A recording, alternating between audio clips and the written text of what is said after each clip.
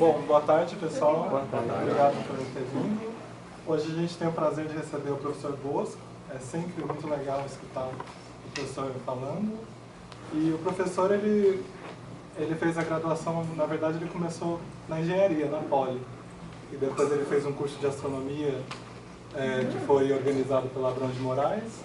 E aí ele seguiu a pós-graduação dele, o mestrado e doutorado, tudo aqui no IAG, com o professor Paulo Benevides. Então ele foi docente aqui do IAG desde então, até 2010, quando ele se aposentou. Mas então a gente sempre vai atrás dele para trazer ele de volta, então hoje é um desses dias. Então obrigado por ter aceitado o convite, pessoal. Em primeiro lugar, agradeço muito o convite honroso que me foi feito e agradeço a presença de todo mundo. Muito bem, como a gente não tem muito tempo, vamos partir para o trabalho aqui. Bom, a astronomia sempre teve muito relacionamento com a parte de calendário. Todos os calendários, com algumas raras exceções por causa de umas bizarrices locais, mas todos os calendários de alguma forma têm alguma relação com astronomia. Então, o que é um calendário?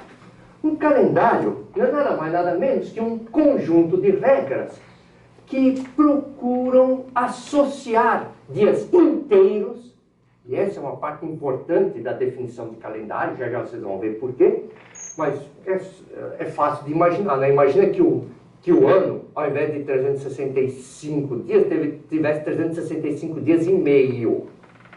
Isso significa que o final do ano não ia ser à meia-noite. O Réveillon ia ser ao meio-dia em um ano. Aí no outro ano à meia-noite, no outro ano ao meio-dia.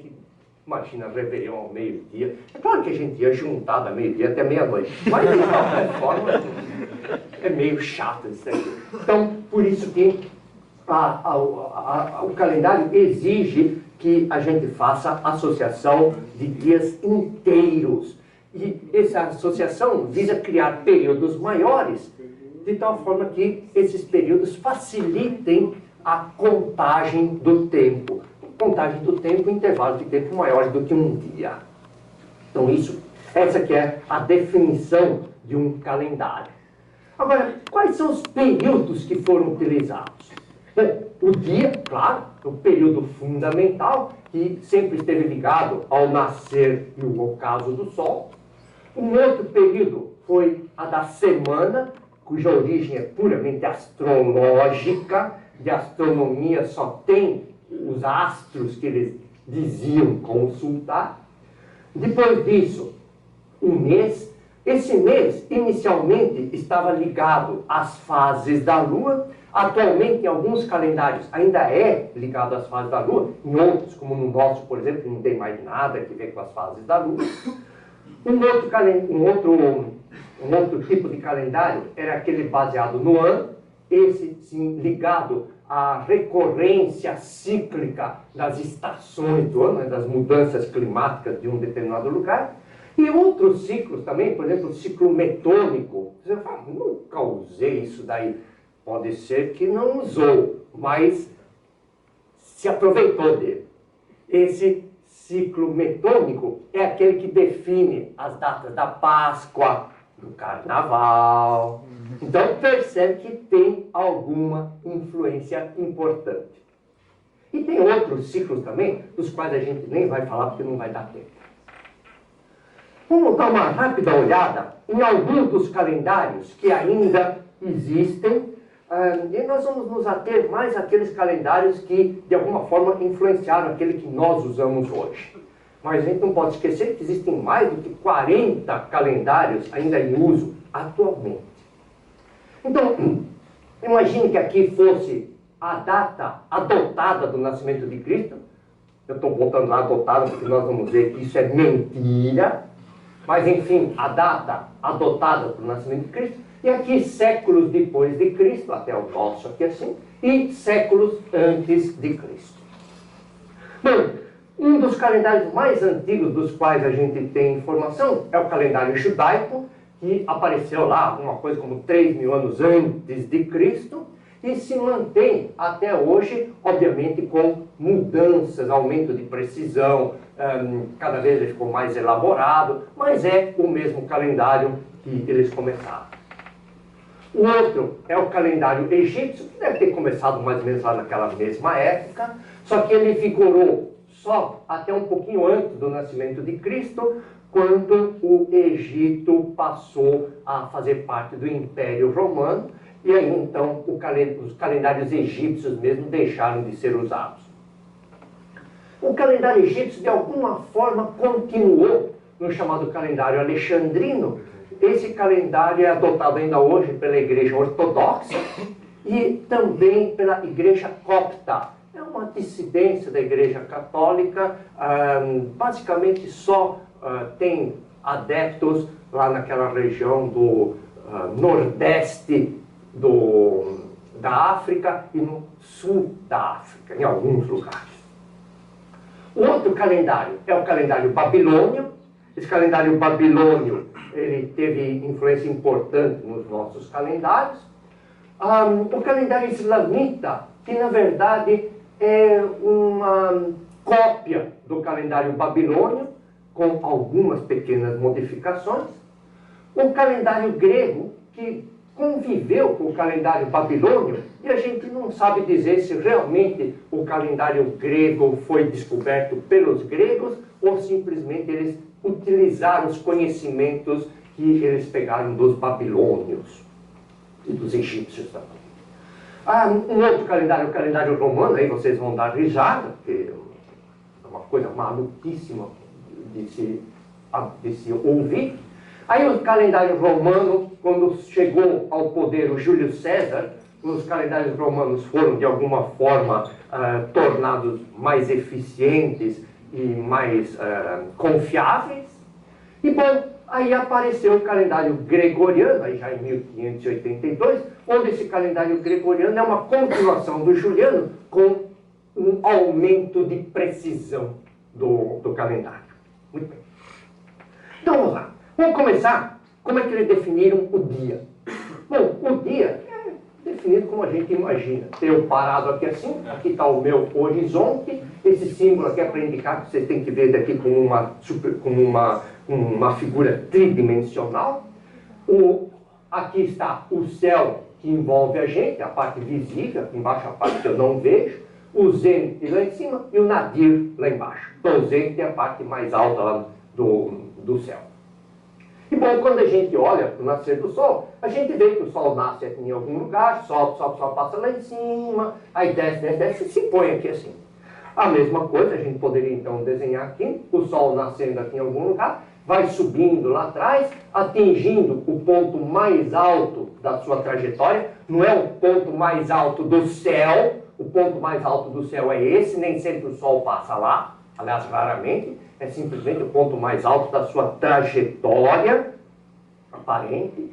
Aí ele vai descendo e se põe aqui no lado oeste. E aqui aí é meia-noite para recomeçar todo o ciclo outra vez.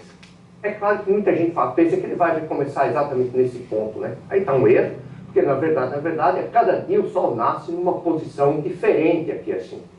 O que faz com que aquela definição de que o leste é o ponto onde o sol nasce está errado.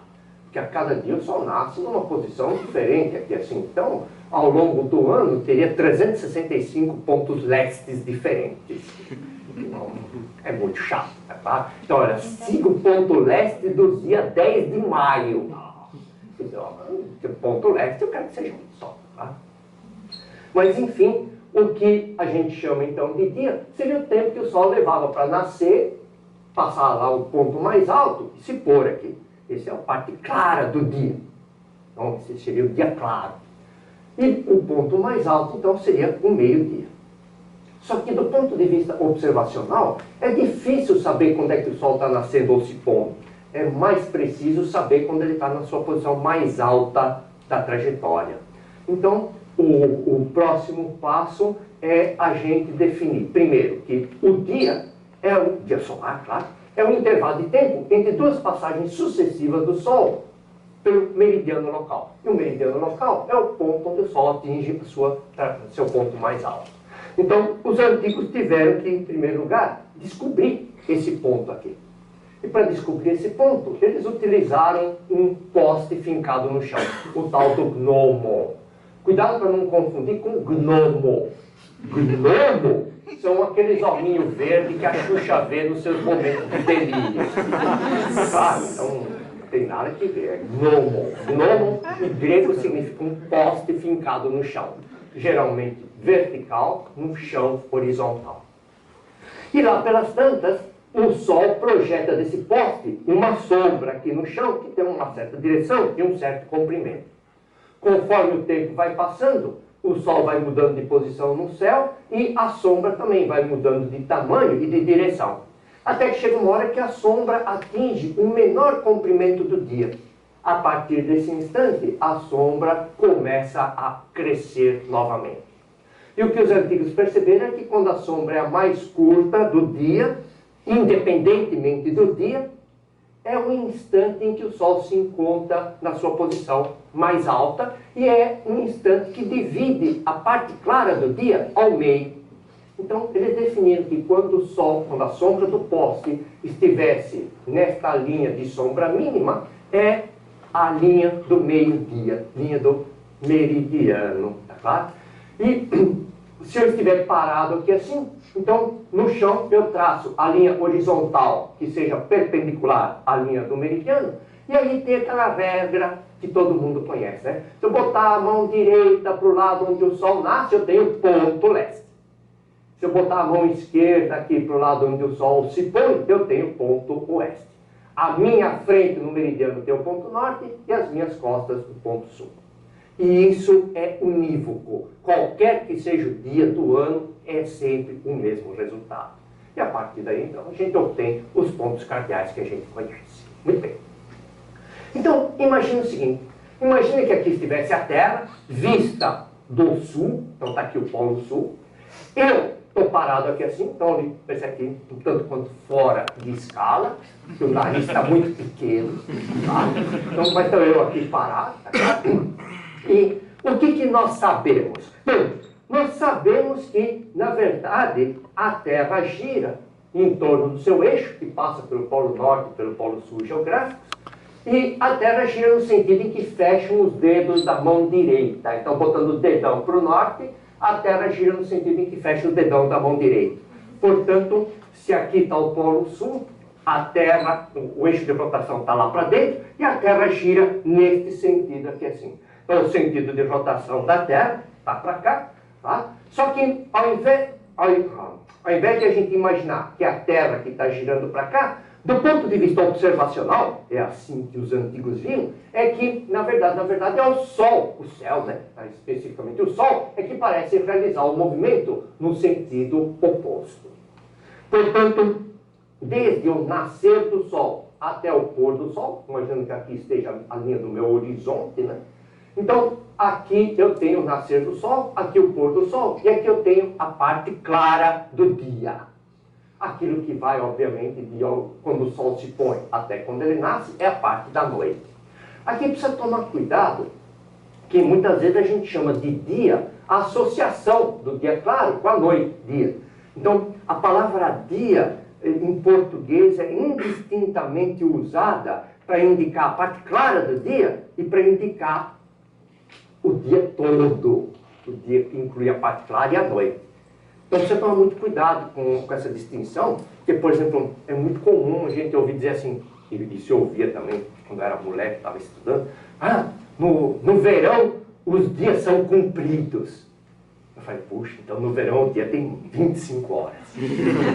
Não, no verão o dia tem 25 horas. Mas depois é que eu aprendi que, na verdade, quem é comprido é a parte clara do dia, não o dia todo. O dia todo tem sempre 24 horas, por definição. Agora, se vocês quiserem deixar claro, vocês podem substituir a palavra dia pela palavra nictêmero. Não tem dúvida, tá claro? Então, aí sim, os nictêmeros são iguais durante o ano todo e o dia claro é mais comprido no verão. Só que, bom, nictêmero O pessoal vai dar uma risadinha assim, amarela, como... ou então vai falar assim, claro, claro, nunca ouviu falar. Então, mas existe a palavra. Agora, alguns povos, ou pelo menos algumas pessoas em particular, utilizavam a contagem do dia não a partir do nascer do sol, mas a partir do meio-dia, exatamente por ser o instante de maior precisão de determinação. Então, os astrônomos geralmente definem o dia astronômico, então, começando ao meio-dia. Para os babilônios, o dia começa ao pôr do sol. Então, o dia começava ao pôr do sol e acabava no novo pôr do sol. Isso é mantido ainda hoje pelo pessoal que mantém a religião muçulmana viva. E, bom, do ponto de vista civil, a gente convencionou de contar o dia a partir da meia-noite. Então, de meia-noite até meia-noite. Agora, tem que tomar cuidado, né, que o dia solar, na verdade, não é igual ao período de rotação da Terra. Muita gente fala, um dia é o período de rotação da Terra. Não é. Portanto, não é que se a gente fizer uma experiência, imagina que aqui estivesse a Terra, que está o polo norte da Terra, portanto, o dedão para cá, a Terra gira para cá. Então, imagina que num determinado instante essa pessoa tivesse o Sol bem em cima da cabeça dela, portanto, conforme a Terra vai girando aqui assim, o Sol, que na verdade parece girar, e essa alternância, então, de passagem do Sol é que a gente chama de dia e noite. Quando eu falo dia e noite, eu não preciso falar dia claro e noite, porque aí é pleonasmo mesmo, né? Eu não posso falar assim, dia e noite todo mundo entende. Então, essa alternância do dia e da noite, então, está associada com a rotação da Terra. Agora, imagina que o Sol estivesse aqui bem em cima da cabeça dessa pessoa. Portanto, seria meio-dia solar. Imagine também que uma estrela muito distante estivesse naquele mesmo instante em cima da cabeça daquela pessoa. Portanto, seria meio-dia sideral, meio-dia com relação às estrelas. Bom, se a Terra só tivesse movimento de rotação, é claro que depois de uma rotação completa, que o Sol estaria em cima da cabeça da pessoa, e aquela mesma estrela estaria em cima da cabeça da pessoa, e o movimento de o período de rotação seria igual ao período solar, do dia solar. Só que a gente não pode esquecer que enquanto a Terra está girando aqui, ela ainda está andando aqui em volta do Sol na sua trajetória. De tal forma que, depois de algum tempo, essa pessoa veio aqui junto com a Terra e chegou daqui. Então, ela deu a volta, ela estava aqui, veio aqui assim, e agora está aqui assim. Novamente, aquela mesma estrela está em cima da cabeça daquela pessoa. A estrela está muito distante, é a mesma estrela, para todos os efeitos ela está no infinito, os raios vêm paralelos uns aos outros. Portanto, já deu uma volta completa em torno do seu eixo. Portanto, já passou um dia sideral. Mas percebe que o Sol ainda não está em cima da cabeça dessa pessoa. Para o Sol ficar em cima da cabeça dessa pessoa, percebe que a Terra vai ter que vir um pouquinho mais para cá, girar mais um pouquinho, para que agora sim o Sol esteja em cima da cabeça daquela pessoa. Então agora nós temos a passagem de um dia solar. Desde esse instante em que o Sol está em cima da pessoa, até esse instante em que o Sol está em cima da pessoa outra vez, é o chamado dia solar, e que por definição tem 24 horas. Por definição. Mas percebe que o período de rotação da Terra em torno do seu eixo, com relação a um objeto muito distante, é aquilo que a gente chama de período sideral, que é o período de rotação. E percebe que, bom, o tempo daqui até aqui é um pouco mais curto do que até aqui. Cerca de 3 minutos e 56 segundos mais curto. 4 minutos mais curto. Portanto, o período de rotação da Terra é 4 minutos mais curto do que a duração do dia. Então, o período de rotação é o intervalo de tempo para que a Terra complete uma volta total em torno do seu eixo, enquanto que a duração do dia solar é uma consequência não só da rotação da Terra, mas também da sua translação. Continuando, aí vem a semana. Bom, a semana tem todos os ingredientes de astrologia. O que os antigos conheciam do mundo na época? Não esqueçam que era tudo a olho nu. Bom, eles viam no céu cerca de 6.000 estrelas fixas porque uma não mudava de posição com relação às outras, porque a gente sabe que é uma mentira, mas ao longo de uma vida as variações são tão pequenas que não são perceptíveis a olho nu. E, além das estrelas à noite, durante o dia dava para ver o Sol. E bom, durante o dia e às vezes à noite também dava para ver a Lua. A Lua chamava a atenção de noite, principalmente pelo fato de que mudava de posição facilmente com relação às estrelas e ainda disso mudava o aspecto, mudava de fases. Só que de vez em quando aparecia no céu algum astro que parecia uma estrelinha, mas tinha a característica de se deslocar com relação às estrelas. Era uma estrela andante, um astro errante, chamado um planeta. E os antigos conseguiam ver a olho nu 5 planetas, como nós ainda hoje conseguimos ver. A ordem que eles estão aqui é uma ordem puramente astrológica, não tem nada a ver com astronomia. Já já vocês vão ver por que eu coloquei essa ordem. Enquanto eles estavam olhando e observando a posição e as mudanças das fases da Lua, era astronomia. Quando eles começaram a achar que esses astros aqui estavam influenciando a vida deles, passou a ser astrologia. Então, na astrologia, os astros é que mandavam sobre o homem que tinha que submeter-se a esses astros. Então, a gente sabe perfeitamente, né, que a astronomia é ciência. Claro que vocês vão ver uma definição bem preconceituosa. A astronomia é a ciência que estuda os astros utilizando o método científico, enquanto que a astrologia é a superstição que pretende correlacionar as posições dos astros e suas influências sobre o homem. Bom, a gente não pode esquecer, na verdade, que no começo astronomia e astrologia estavam juntas. Não dava para separar uma coisa da outra.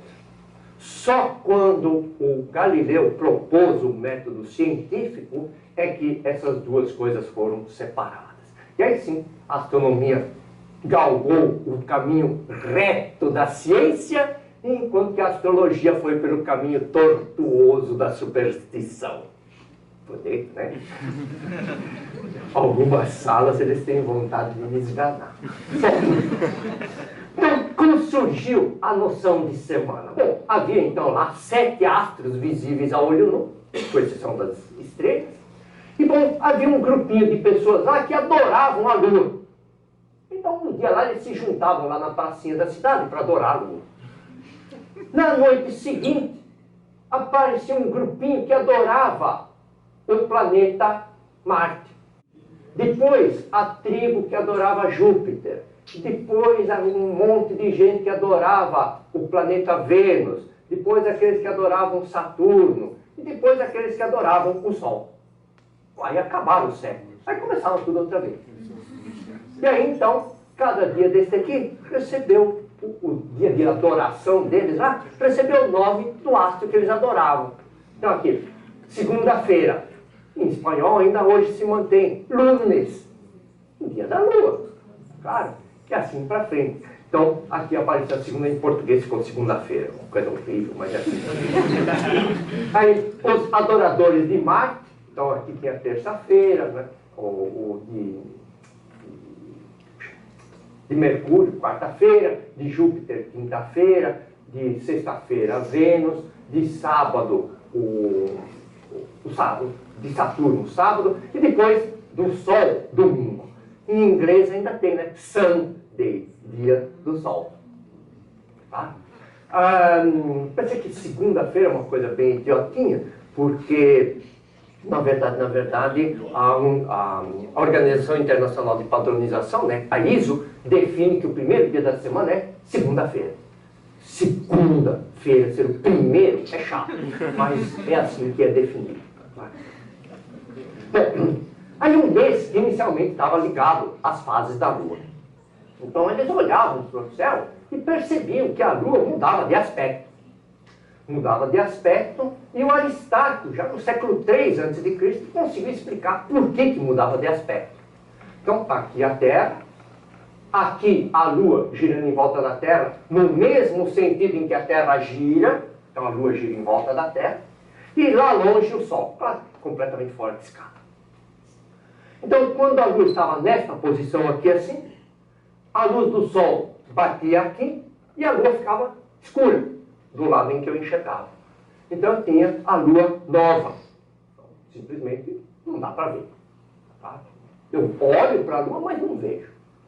Está escurecida, está a parte de face escura. Aí a Lua se desloca um pouquinho mais para cá, percebe que uma partezinha iluminada vai dar para ver daqui assim, então eu vejo a Lua começando a crescer. Aí conforme vai andando, vai crescendo cada vez mais, até ficar metade do disco que eu vejo iluminado, depois vai crescendo, até que chega uma hora que fica Lua cheia. Claro que aqui vocês vão falar, mas entre o Sol e a Lua, tá a Terra, como é que a Lua, o Sol ilumina isso daqui? E é por isso então que eu coloquei aqui chamando a atenção, que na verdade, a órbita da Lua é um pouquinho inclinada com relação à órbita da Terra em torno do Sol. E essa inclinação é que permite que, mesmo quando a Lua está, entre aspas, atrás da Terra, a gente consiga ver a Lua cheia. Bom, aí vem vindo aqui, e aí conforme vai chegando cada vez mais para cá, vai ficando visto da Terra menor parte iluminada, até voltar tudo novamente. De tal forma que as fases da Lua, segundo Aristarco, aparecem por causa das diferentes posições da Lua, com relação ao Sol e à Terra, fazendo com que aqui da Terra a gente veja diferentes partes iluminadas da Lua. E bom, o intervalo de tempo que vai desde a Lua nova até a quarto crescente costuma ser chamada de fase de Lua nova, se bem que aqui já é crescente, mas bom, se chama fase de Lua nova. Aí daqui, de fase de quarto crescente até Lua cheia é a Lua quarto crescente, de Lua cheia até quarto minguante é quarto minguante, Lua cheia, e de Lua quarto minguante até nova é Lua quarto minguante.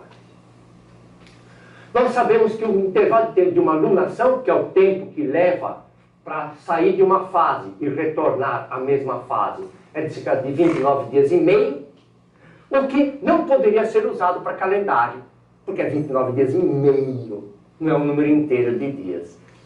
Aí então que eles definiram o mês. Bom, o mês lunar tem ou 29 ou 30 dias. Se um deles eu boto 29 no outro 30, em média, dá 29 e meio, que é parecido com isso daqui. E aí veio o ano. Então, o ano estava associado a uma mudança cíclica das condições de um lugar. Certa época era bem quente, depois ficava ameno, aí ficava frio para cachorro, aí voltava a ficar ameno, aí voltava a ficar muito quente. E essa recorrência dessas características climáticas é que levou à noção de ano das estações. E o ano das estações foi medido como? Bom, outra vez aquele poste, imagina que aqui eu já tenho um meridiano determinado, então a linha norte-sul está aqui assim. Eu vou sempre observar a sombra ao meio-dia. E verifico que lá pelas tantas a sombra está aqui, com este comprimento. Aí no outro dia a sombra muda de comprimento. No outro dia muda de comprimento. Sempre no meridiano a sombra é a mais curta do dia, mas vai mudando de comprimento de um dia para o outro. Então, vai mudando, e eles verificaram então que a sombra chegava num ponto de comprimento mínimo e de um comprimento máximo. Eles verificaram que quando a sombra era mais comprida, era uma época muito fria, e quando a sombra era mais curta, era uma época muito quente. E bom, tinha essa parte intermediária aqui que eles definiram da seguinte forma: pegava o ângulo entre essas duas direções aqui, e traçar a bissetriz do ângulo. Onde chegou aqui assim, era aquilo que definia o instante em que mudava de uma estação para outra. Bom, e aí então, eles definiram o seguinte: a partir do ponto onde a sombra está, nesse ponto, né, na bissetriz desse intervalo, começa a primavera. Começa a primavera, e conforme o tempo vai indo, então, a sombra vem vindo para cá, até que chega aqui. Quando a sombra chega aqui, por definição, começa o verão. Aí a sombra vai voltando, voltando. Quando a sombra passa por aqui novamente, por definição, começa o outono. Aí quando a sombra chega aqui, por definição, começa o inverno, e aí recomeça todo o ciclo outra vez. E o intervalo de tempo que vai, então, de primavera até primavera, então desde o início da primavera até o início de uma nova primavera, é aquilo que eles chamaram de ano das estações, e que no começo eles viam lá que tinha uns 365 dias, e depois é que as medições foram melhorando de precisão, e hoje a gente sabe que é alguma coisa como 365 dias, 5 horas, 48 minutos lá, e 46 segundos aproximadamente. Muito bom. Agora, eles verificaram outra coisa, eles verificaram que havia relação entre as estações do ano e a posição aparente do Sol com relação às estrelas. E para observar a posição aparente do Sol com relação às estrelas, eles observavam o céu logo depois que o Sol se pôs. Então, na hora que o Sol se põe, começa a escurecer, as estrelas mais brilhantes começam a aparecer, e vamos supor que eles tivessem reconhecido que esse grupo de estrelas aqui é o grupo que representa aquilo que eles chamam de constelação da Virgem. Virgem aqui não tem nenhuma conotação católica. O Virgem aqui representa a deusa da fertilidade lá da antiguidade. Então, está aqui, a estrela mais brilhante da constelação se chama Spica, e, bom, as outras têm nomes aqui que eu não vou colocar. Eu vou chamar aqui de estrela pé da Virgem, joelho da Virgem, coxa da Virgem, cintura, ombros e cabeça da Virgem. Tá? Então, vou chamar assim para ser mais fácil. E percebe que o Sol, então, aqui se pôs no lado oeste, e a Virgem está com o pezinho direito aqui, quase encostando no horizonte, aqui assim. No dia seguinte, quando o Sol se puser, a gente percebe que a estrelinha que representa o pé da Virgem sumiu. E a Virgem está com o joelho esquerdo encostando no chão. No dia seguinte, eu verifico que só a coxa direita da Virgem que está encostando no chão.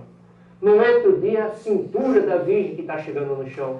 No outro dia, são os ombros da Virgem que está chegando no chão. Nos outros dias, é a cabeça da Virgem. No outro dia, já não tem Virgem nenhuma no céu. No céu.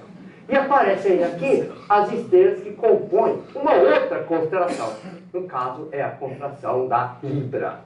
Não pensa que eu sei, está escrito aqui. Muito bem. Então, o que eles perceberam é que a cada 30 dias, mais ou menos, na região onde o Sol se põe, aparece um novo grupo de estrelas.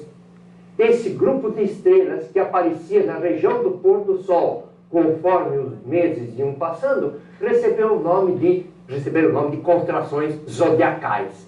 E só depois de um ano, é que chegou a parte interessante, só depois de um ano, eles perceberam que novamente o pezinho direito da Virgem está tocando o chão. Ou seja, eles verificaram que o Sol aparentemente realiza um movimento com relação às estrelas de um período de um ano. Então, o que eles verificaram é que aqui da Terra parecia que o Sol se deslocava por entre esse grupo de constelações zodiacais, sendo que cada constelação tem um tamanho diferente. Algumas são bem largas, outras são estreitinhas.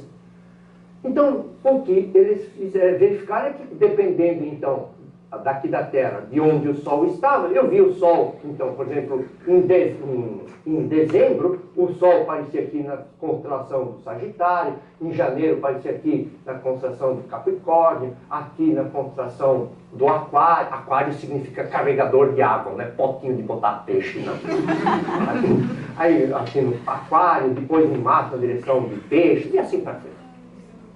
Só que o que eles verificaram, então, é que as constelações tinham um tamanho diferente. E eles queriam dividir o céu em 12 partes iguais. Então, a partir da posição onde o Sol estava no início da primavera do hemisfério norte, então, a partir desta posição, eles dividiram o céu em 12 partes iguais. Cada uma dessas partes recebeu uma casa ou signo zodiacal. E foi feito de tal forma que, bom, sempre o primeiro signo começava na posição onde o Sol estava no início da primavera. E esse primeiro signo, estava aqui, olha lá, na constelação de Áries. Então, esse signo aqui recebeu o nome de Áries, aqui de Touro, e assim para frente. Então, percebe que os signos zodiacais começam sempre na posição onde o Sol se encontra no início da primavera. E, bom, na época, o Sol estava aqui entrando na constelação de Carneiro, Áries. Então, aqui era o chamado primeiro ponto de Áries. E os signos, então, têm o mesmo tamanho. Agora, vamos ter uma coisa interessante. Pensa aqui, ó, essa estrelinha aqui, ela pertence à constelação de Gêmeos, mas está no signo de Câncer. Então, eu posso ter astros que estão em uma constelação mas que pertencem a um outro signo. Então isso acontece. No céu, os antigos babilônios lá já tinham verificado então que, imagina que aqui está a Terra, eles já sabiam que era redonda há muito tempo atrás. Aqui está a Terra, eles sabiam que o céu parecia girar em volta da Terra, em torno de um eixo, que era o eixo de rotação do mundo. Hoje a gente é mais modesto, chama só de eixo de rotação da Terra. E esse eixo de rotação passa pelo centro da Terra, e pelo centro da Terra eles passam o plano perpendicular ao eixo de rotação, então é o plano do Equador, e esse plano do Equador, prolongando, vai cruzar o céu no Equador celeste. E eles verificaram que o Sol, ao longo do tempo, ao longo de um ano, passava aqui por estrelas que pertenciam às tais das constelações zodiacais. E esse caminho aqui, chamada eclíptica, não coincidia com o Equador. E o pontinho aqui, então, onde o Sol passava do hemisfério sul para o hemisfério norte, era um ponto gama, que coincidia com o início da constelação de Áries. Não é por acaso que os dois símbolos são iguais, ou pelo menos parecidos. Muito bom. É claro que hoje a gente sabe que, na verdade, o Sol é que está aqui no centro e a Terra é que gira em volta do Sol. Mas, na verdade, os dois giram em torno de um centro de massa comum. Né? Mas não vou esquecer esse detalhezinho por enquanto. Mas então, está aqui a Terra girando em torno do Sol, mas a explicação continua a mesma. Quando a Terra estiver nessa posição, o Sol aparece aqui na direção de Sagitário, assim para frente. Mas aqui, o que dá a impressão é que realmente o Sol se movimenta lá por entre as estrelas nas chamadas constelações zodiacais. Então, pensei que houve uma mudança no entender do ano das estações. No começo, o ano das estações era o tal ano trópico, o ano das estações, e que ia desde primavera até verão, outono, inverno, primavera outra vez, e tinha, sabemos hoje, tem essa duração. Eles, claro que não sabiam essa duração, mas era isso que eles mediam, os 365 dias, mais ou menos. Depois eles verificaram que parece que o Sol se desloca em volta da Terra no mesmo período, que eles chamavam de ano também. Hoje nós sabemos que, na verdade, existe uma diferença, que percebe, uma diferença de cerca de 20 e poucos minutos entre o ano, não chega a 20 minutos, entre o ano trópico e o ano sideral, que é o ano em que o Sol vai se deslocar com relação às estrelas, e mais tarde eles adotaram como se o ano fosse o período de translação da Terra em torno do Sol, que também não é. Esse período é o período orbital da Terra, que na verdade é igual ao período sideral do Sol. Qual a dificuldade para se definir um calendário? Existem basicamente dois tipos de calendário. Os calendários que se baseiam nas fases da Lua e os calendários que se baseiam nas estações do ano. E claro, existem aqueles que se baseiam nos dois juntos. Os calendários solares são, por exemplo, o calendário gregoriano, aquele que a gente adota aqui. É um calendário puramente solar, não tem nada a ver com a Lua. Um calendário puramente lunar é o calendário muçulmano, ainda hoje. E sempre vai ser, porque está escrito no Alcorão que tem que ser assim. Já um calendário que se baseia nas fases da Lua, mas dá um jeitinho de não defasar das estações do ano, com o Sol, é o calendário judeu e o calendário chinês. Por exemplo, o problema é o seguinte: imagine que eu tivesse aqui a primavera, aqui uma nova primavera, e aqui está o ano trópico com essa duração. Não é um número inteiro de dias. Portanto, o ano trópico não pode ser utilizado como um calendário, porque não tem um número inteiro de dias. A Lua também não tem um número inteiro de dias. Num ano, não cabe um número inteiro de luas, de fases da Lua. Cabe 12, alguma coisinha. Então percebe que em 12 lunações, na verdade, eu tenho 354 dias, qualquer coisinha. Então também não é um número inteiro de dias. De modo que, quando ele define o ano lunar, define ou com 354 dias ou com 355, porque de outro jeito não dá. E o ano civil, que a gente adota normalmente por aí, que tem ou 365 ou 366 dias. Percebe que, se esses dois aqui são iguaizinhos, tá? Eu só coloquei dois para facilitar o desenho aqui. Eu vou mostrar anos com 3 comprimentos diferentes. Um ano com um comprimento médio, um ano bem curtinho e um ano bem longo.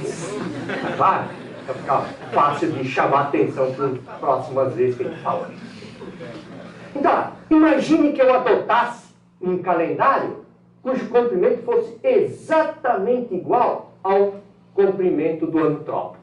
Legal, não tem nenhuma desfasagem, porque sempre inicia a primavera, só que claro que tem um probleminha. E esse probleminha é que isso que eu adotei não é calendário, porque não tem o número inteiro de dias. Então não funciona do ponto de vista prático. Eu posso adotar um calendário cujo ano é um pouquinho mais curto do que o comum. Se o calendário for um pouquinho mais curto, imagine que começou aqui no dia 21 de março, no início da primavera.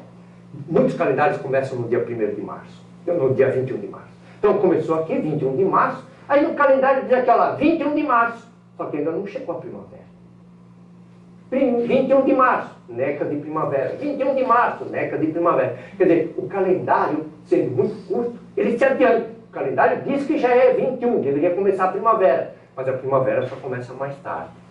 E bom, se eu adotar um calendário muito comprido, então dia 21 de março, está aqui, início da primavera, aí aqui dia 21 de março é que a primavera começou antes. Portanto, o calendário vai se atrasando com relação às estações do ano. O berço de alguns calendários. É claro que existe um monte de calendário em todo lugar, calendário chinês, calendário hindu, calendário inca, calendário maia, todos eles foram importantes. Mas eu vou me preocupar com estes daqui, que são os calendários que estão lá na região do Mediterrâneo e que são calendários que de alguma forma influíram na formação do nosso. Vamos começar com o calendário egípcio. O calendário egípcio se baseava basicamente na subida e descida das águas do rio Nilo. Então havia a parte da inundação, quando o rio Nilo subia, aí as águas desciam, plantavam, uma terra muito fértil, e aí colhiam, e aí ficavam esperando as cheias outra vez.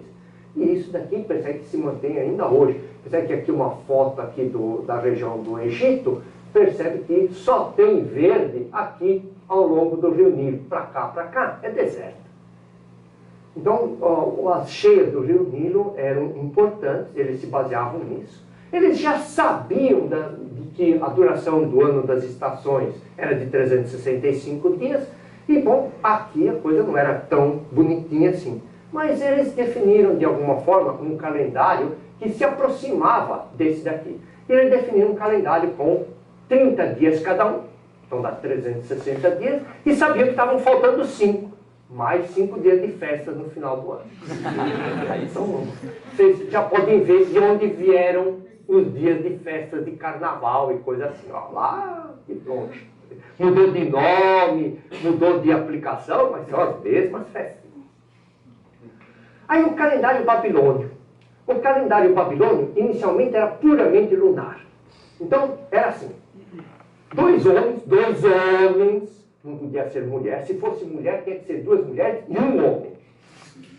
Preconceito sexista já vem de longe. Então, 2 homens tinham que observar quando a lua aparecia pela primeira vez com o seu crescente ao entardecer.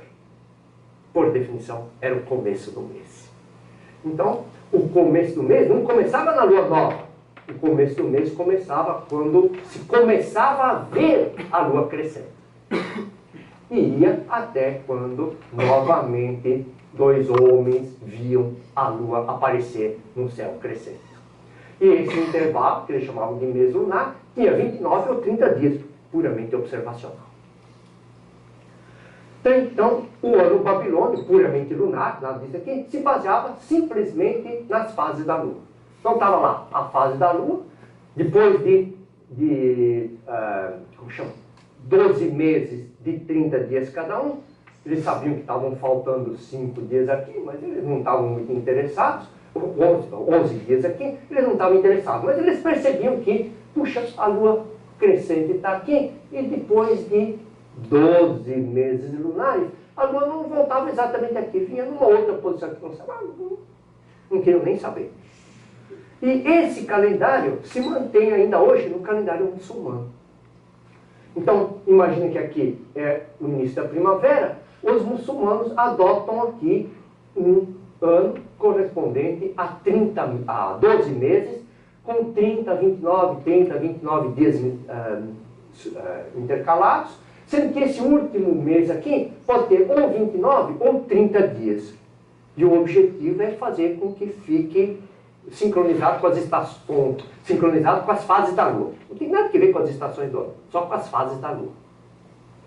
Portanto, o ano deles tem 354 dias ou 355, dependendo daquele. Então, o ano tinha lá 12, 354 ou 355. E aqueles 11 dias faltando, eles não queriam nem saber. Tanto não queriam nem saber que o calendário deles, é um calendário curto, obviamente, está desenhado aqui. No começo, então, no primeiro ano são 354 dias, não voltou na primavera. Aí, maio, ficaram faltando 11 dias para completar os 365. Aí o outro ano começa daqui. Não chegou até lá, não chegou nem até onde tinha saído. Mais 10 dias, porque não 354 ou 355. Mais um ano que outra vez não chegou até lá. Portanto, o calendário deles tinha o objetivo único e exclusivo de sincronizar o calendário com as fases da Lua. E quando eles colocavam aquele 29 ou 30 dias, eles definiam em função de um período de 30 anos.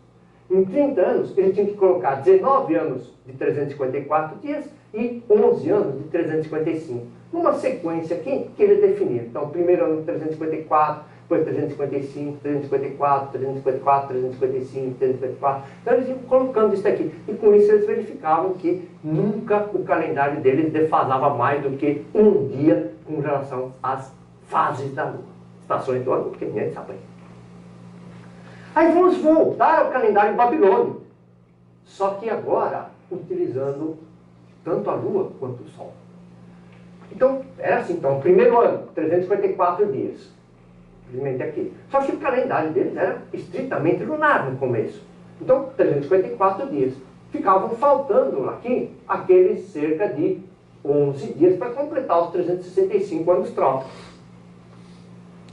Bom, tudo bem. Faltam 11 dias de diferença aqui. Mais um ano, mais 11 dias de diferença. Mais um ano, mais 11 dias de diferença. Só que percebe que aí a defasagem do calendário com relação às estações do ano já era mais de um mês. Eles não queriam que o calendário defasasse com relação às estações do ano. Então, o que eles faziam? Bom, então, simplesmente eles faziam o seguinte. Estava acabando o ano. E estava lá o pessoal pronto para comemorar o final do ano. Aí chegava o feitor e falava, esse ano tem mais um mês. E aí, então, eles acrescentavam aqui o 13º mês. E esse 13º mês era simplesmente para sincronizar o calendário agora com as estações do ano. E então, o ano passava a ter 13 meses. Porque para eles, o 13 era um número de azar. Então, o ano todo era um ano azarado. Mas aí já tinha passado. Aí tudo bem. Só tinha um mês faltando. O calendário, vocês vão falar, mas que coisa maluca isso de intercalar um mês, né? Só naquela época mesmo. Não. O calendário judaico hoje ainda é assim. Um calendário judaico é complicado para cachorro. O calendário judaico é muito complicado. De vez em quando tem 353, 354, 355, 363, 384, 385 dias. Por isso que de vez em quando ele é curto, 355, e de vez em quando ele é comprido para chuchu, 385 dias. Eu vou simplificar. Vamos pegar só aquilo que realmente interessa para explicar. Aqui está um ano comum, eles chamar também de ano comum regular. Aqui tem os meses com o nome dos meses com o número de dias, cada um alternado aqui, 29, 30, 29, 30, até dar 354. Só que, de vez em quando, eles acham que o calendário deles está defasando com relação às estações do ano. Não querem que defase. Então, o que eles faziam? Eles simplesmente acrescentavam, aqui o mês tinha 29 dias, então eles tiravam aquele mês de 29 dias, colocavam aqui um mês extra de 30 dias, e esse mês de 29 dias aqui vinha para cá.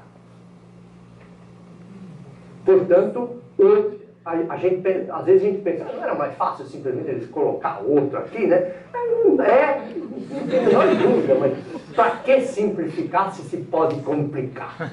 Pensei que o saber fazer as coisas era uma forma de poder. Então, eles sabiam como fazer, e era bem maluco. Então, o dia 29 está aqui. Então, um mês que normalmente se chamaria Adar, continua se chamando Adar, só que tem 30 dias, não 29.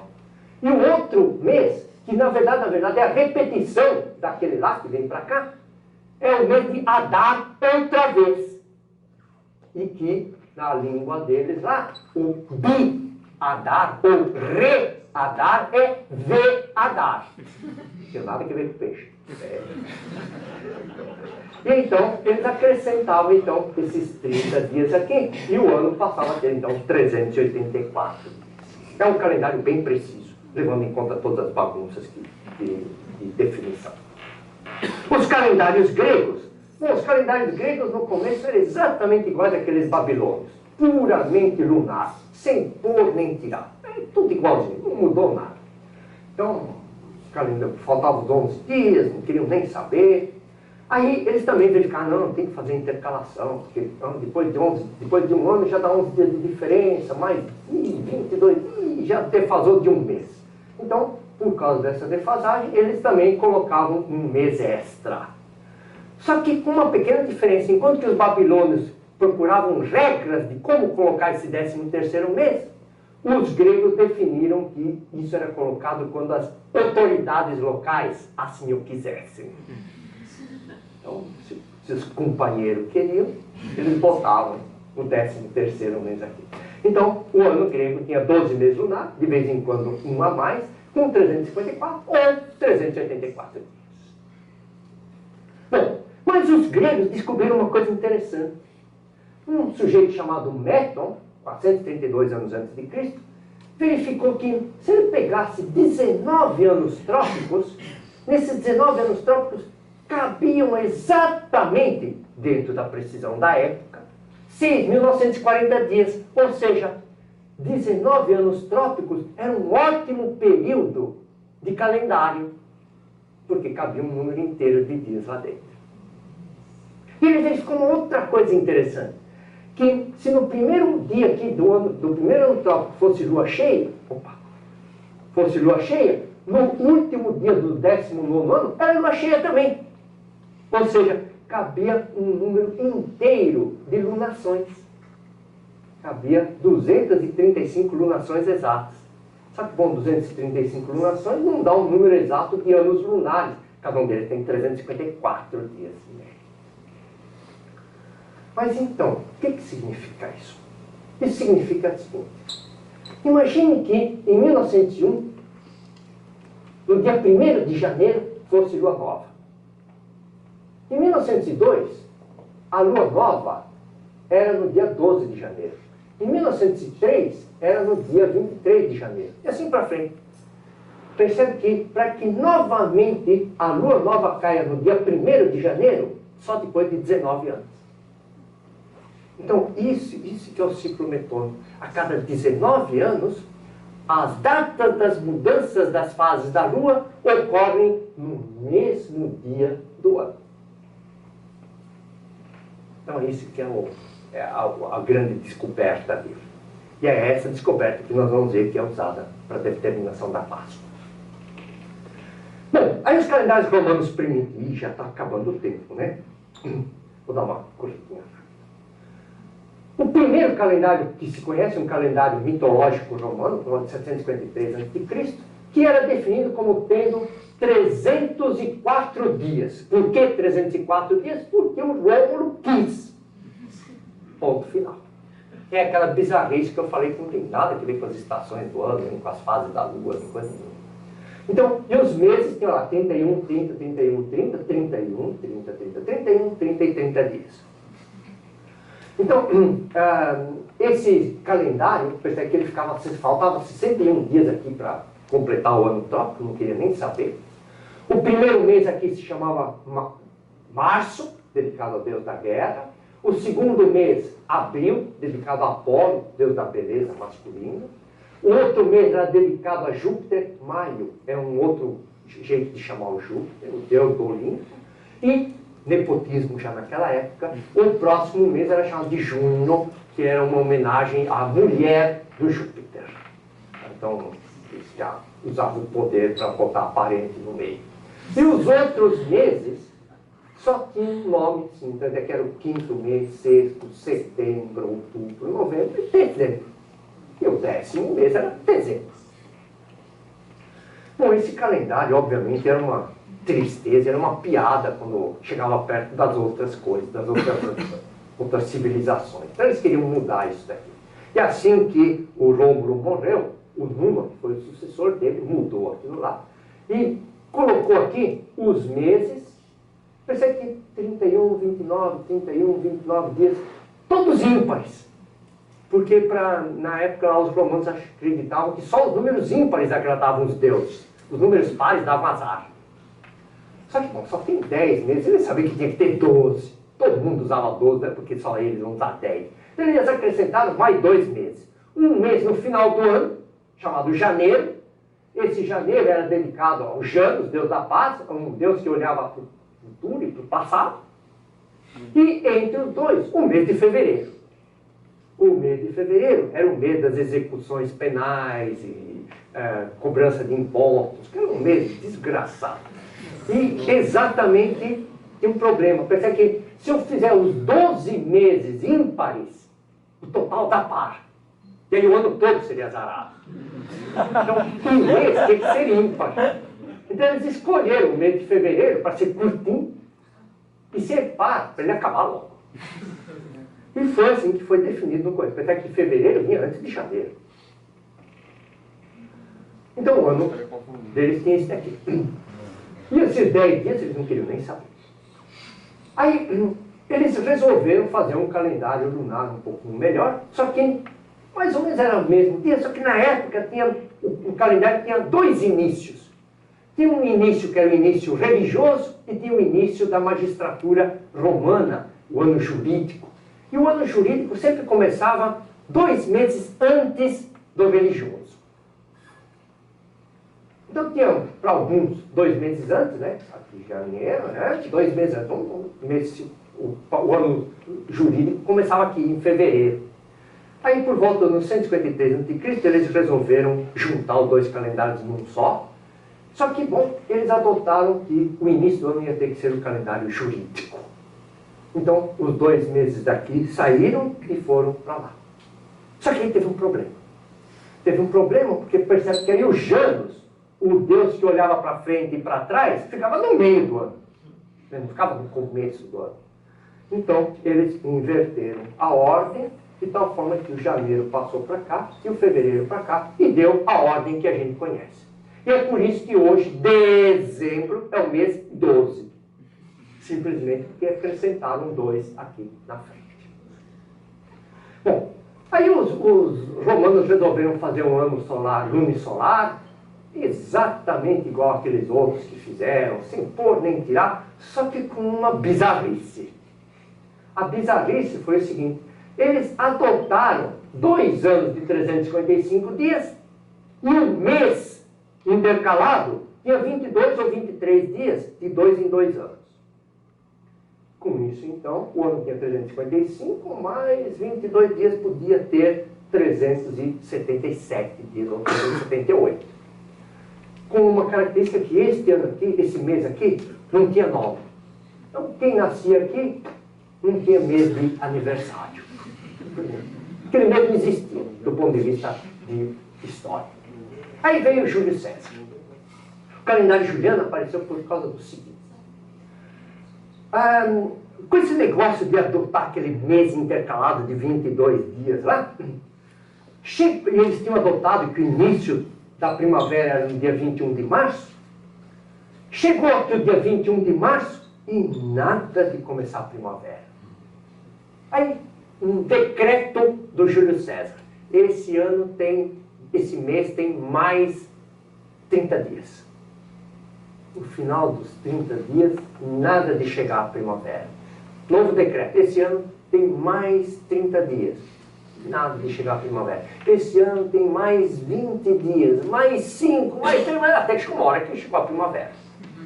E chegou uma primavera depois de 90 dias daquilo que deveria ser o final do ano.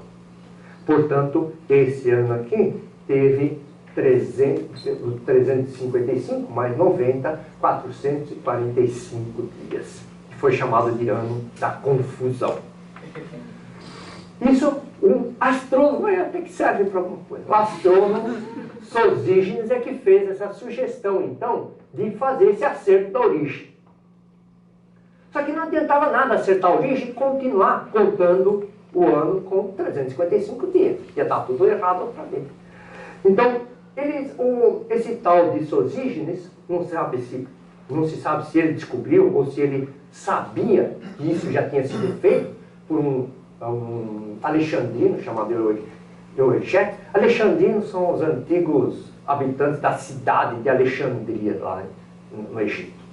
Então, esse Euergetes tinha já verificado o seguinte: imagine que a primavera começa quando está aqui assim.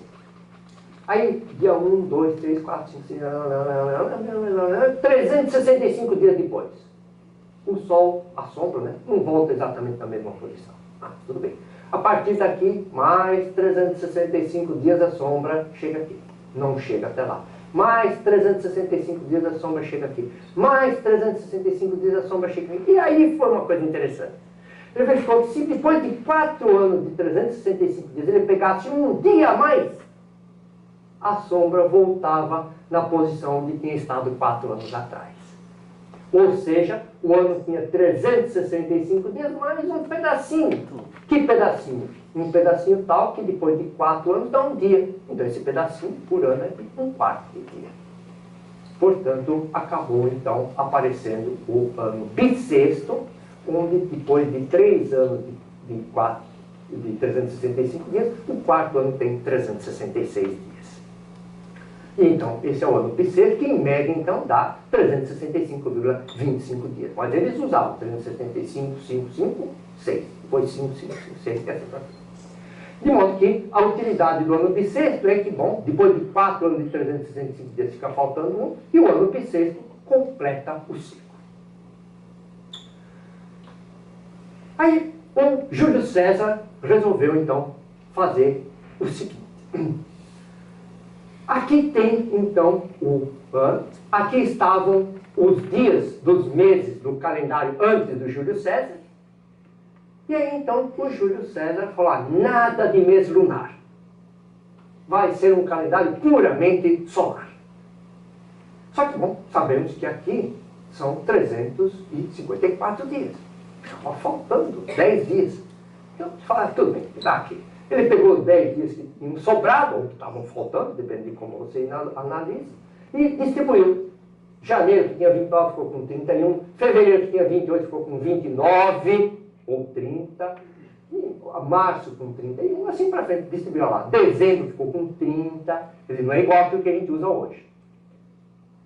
E com isso, então, dava os 365 dias, quando aqui era 29, ou 366, quando aqui era 30. Só que aí, então ele definiu isso daqui, aí chegou, isso por volta do ano 46 a.C. Aí chegou no Senado Romano, um cupincha do Júlio César, e falou: caramba, como é que Júlio César, que tanto trabalhou no calendário, não tem um mês dedicado a ele no calendário? Foi então que, bom, esses todos aqui já tinham nome. Esse era o primeiro que não tinha nome. Muito bem, então esse aqui vai ser dedicado ao Júlio César. E o Quintílios passou a se chamar o mês do Júlio César, julho. E, bom, funcionava, tudo bem. Aí o próximo governador, o próximo governante, né, foi o César Augusto. Acontece que entre o Júlio César e o César Augusto, o calendário não foi bem utilizado.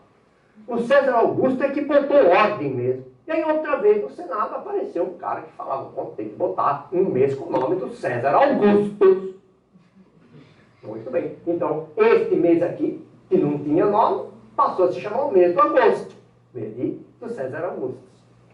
Só que o César Augusto falou, 30 dias? Não. Por que, que o mês do Julinho tem 31 dias e o meu só 30? Não. Eu quero que o meu tenha 31 dias também. Como daqui para cá não podia mexer, mas, na verdade podia, né? Porque fevereiro é um mês curtinho, já é pobre.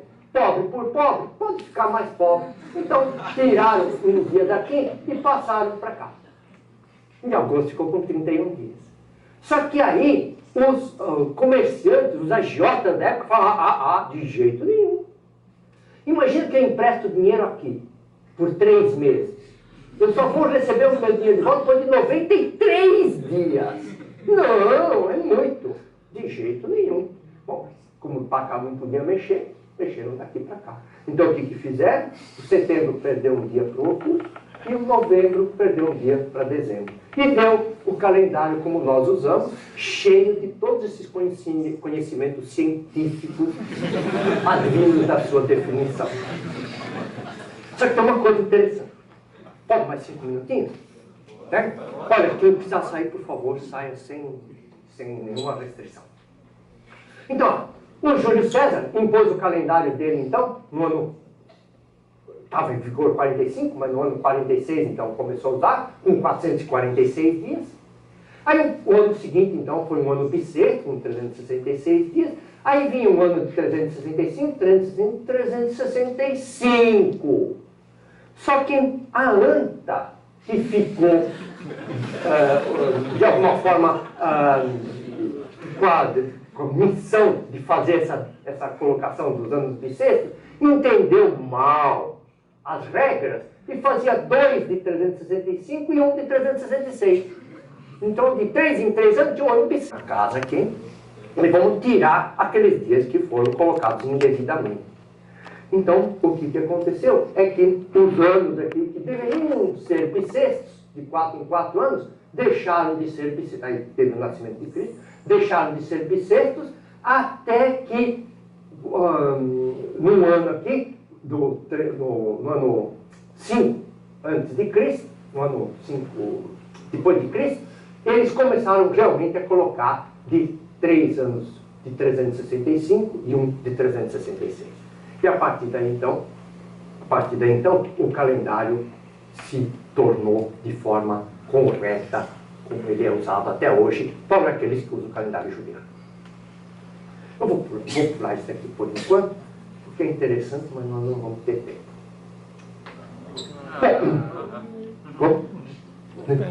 Nem Nossa, tem tempo. Tem tempo? Então vamos lá. Então, qual a origem do nome bissexto? Os romanos tinham um jeito bem maluco de contar os dias do mês. Normalmente a gente contaria dia 1, 2, 3, 4, 5, 6, 7, 7, dia 30, ou dia 31. Os romanos dividiam o mês em 3 partes. E começavam a contar os dias a partir de cada uma dessas 3 partes. Só que no sentido oposto. Por exemplo, aqui, esse primeiro dia aqui, era o primeiro dia do mês seguinte. O primeiro dia do mês seguinte se chama calendas. Calendas. O dia 30, que é o anterior, era véspera das calendas. O dia antes era 3 dias antes das calendas.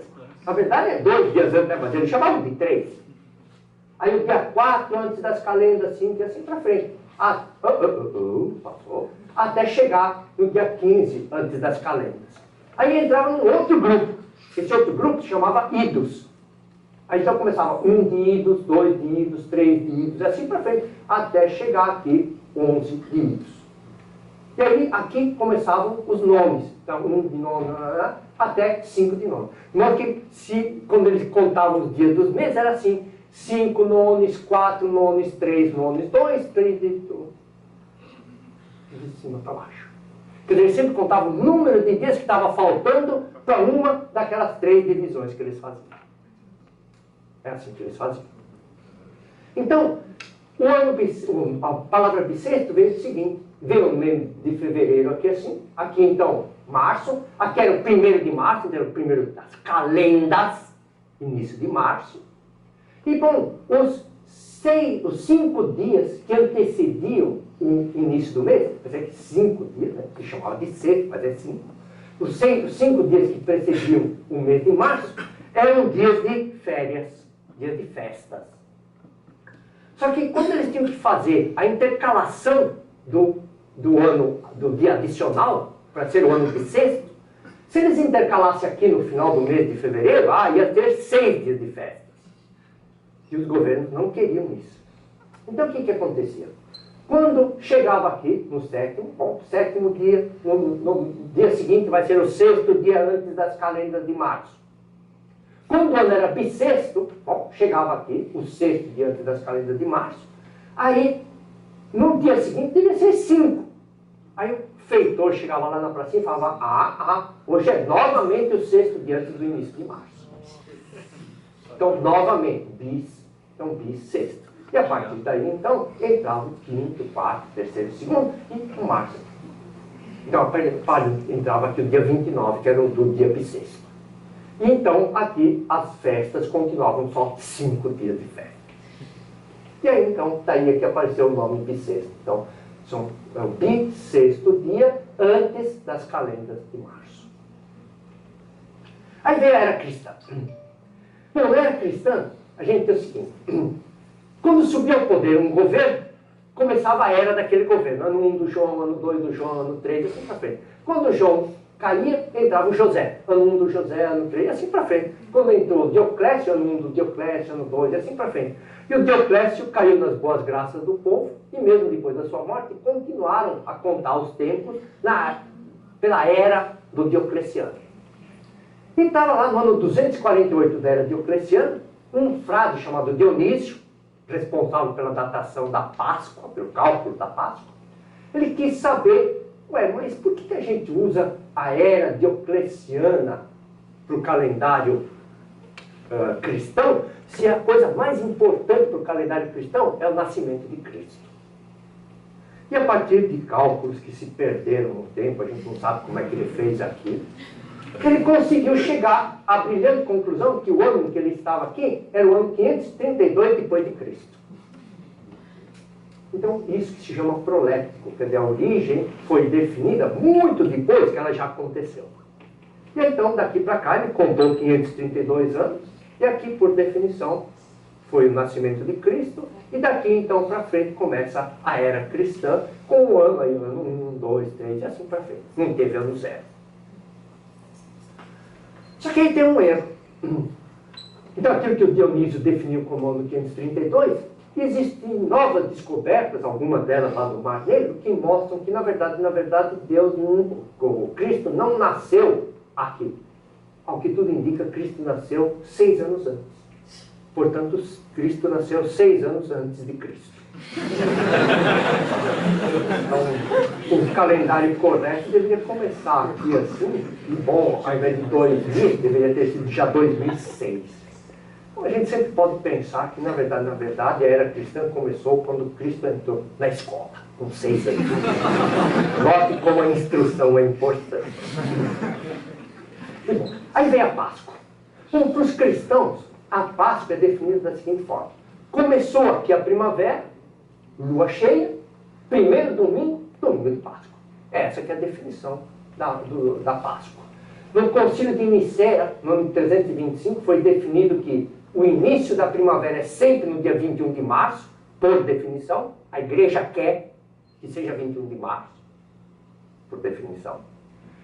A lua cheia, bom, era difícil de prever quando vai ser lua cheia. Ainda hoje é difícil de prever.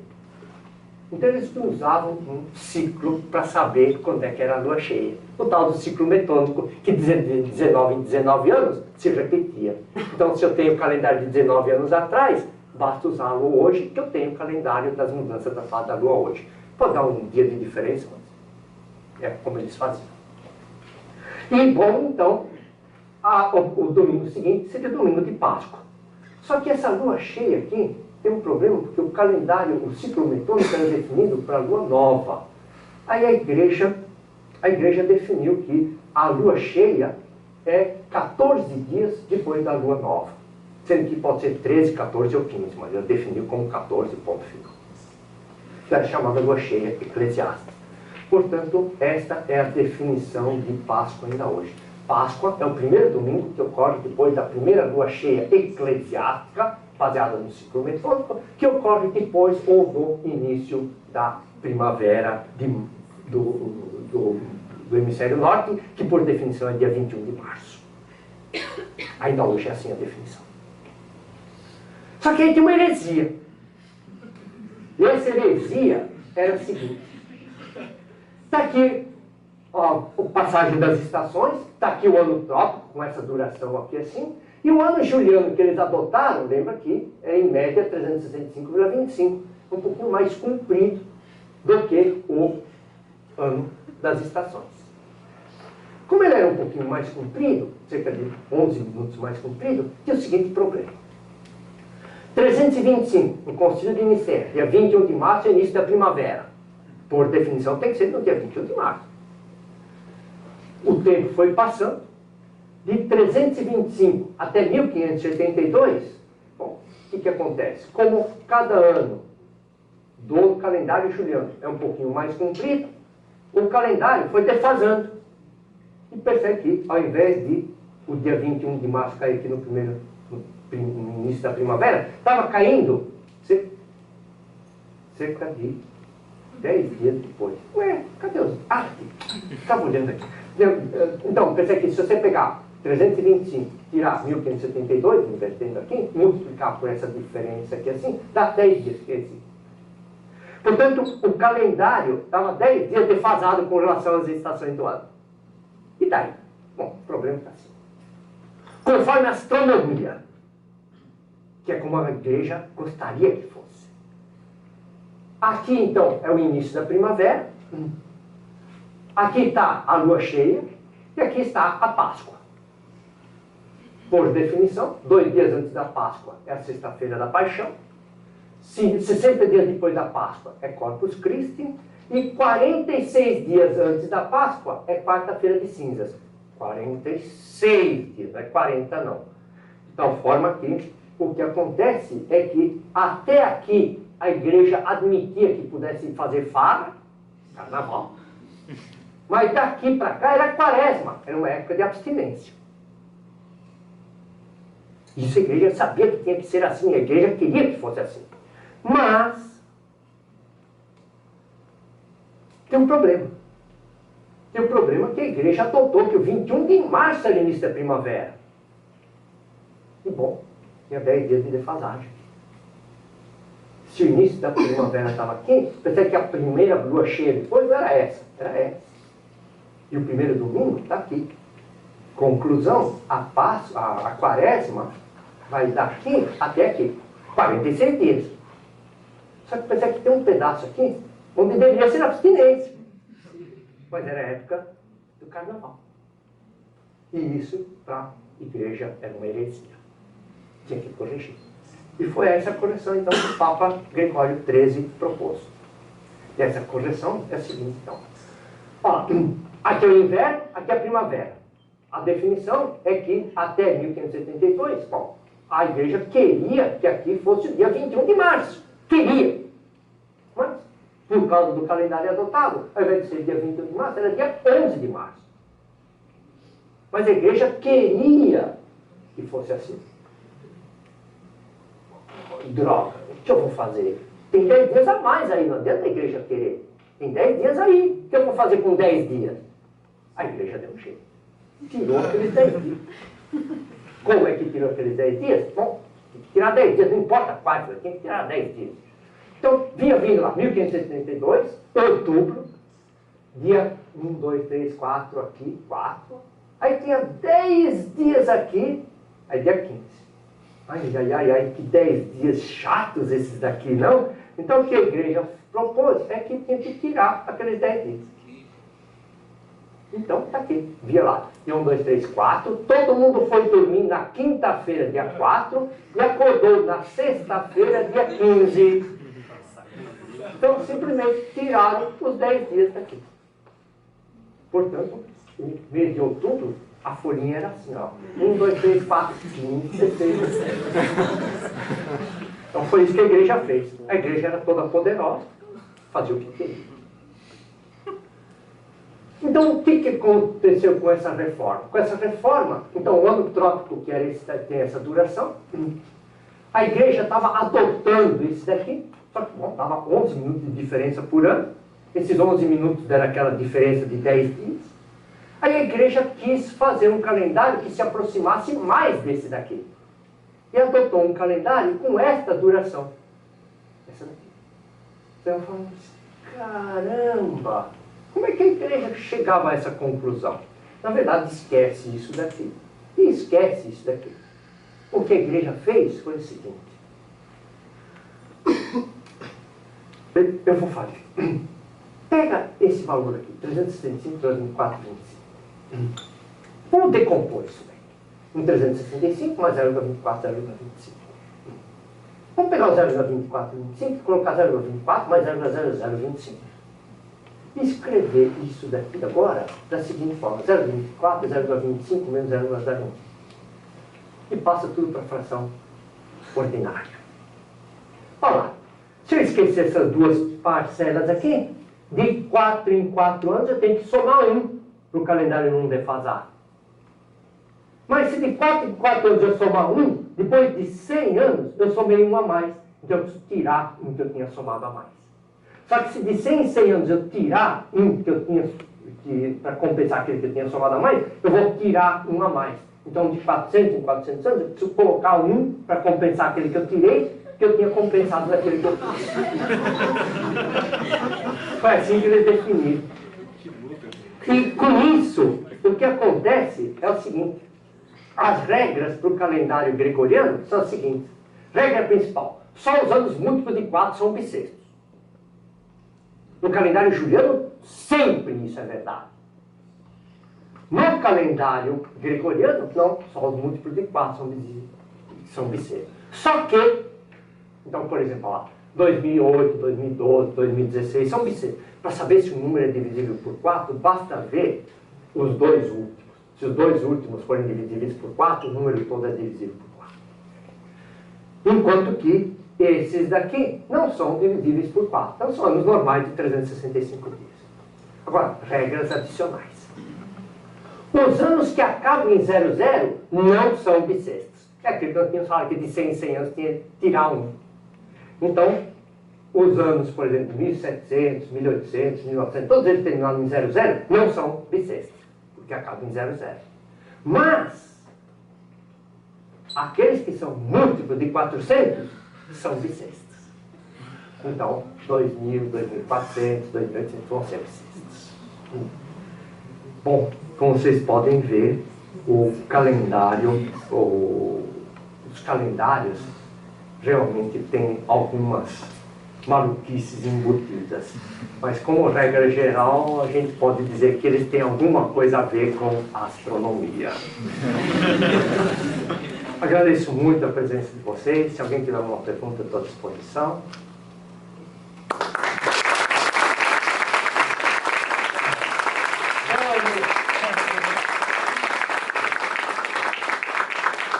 Obrigado pelo convite. Tchau, tchau.